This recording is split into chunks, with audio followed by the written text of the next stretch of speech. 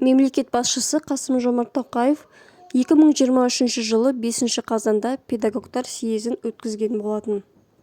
Сол съезде сөйлеген сөзінен: бүгінде педагогика саласы ғылымның ең маңызды тармағының біріне айналды. Сондықтан бұл салаға түбегейлі жаңа көзқарас қажет. Қазір мектептерімізде мамандар тапшы. Бүгінде елімізде 5000 педагог жетіспейді. Бұл көрсеткіш жылдан жылға артып келеді. Педагогика саласында оқыған әрбір 5-ші түлек өз мамандығы бойынша жұмыс істемейді. Министрлік біліктілік талаптарын жиі өзгерту арқылы оқытушыларға қысым жасауды тоқтатуы керек. Ойына не келсе соны істейтін шенеуніктердің жүгенсіздігіне тосқауыл қоюы қажет.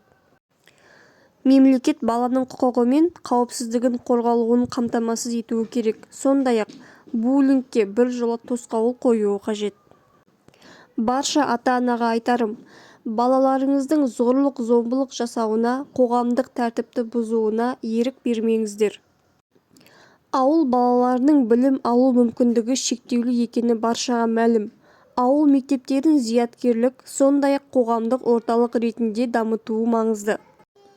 3 жылдың ішінде кем дегенде 1000 ауыл мектебін керек-жарақпен толық жабдықтау қажет.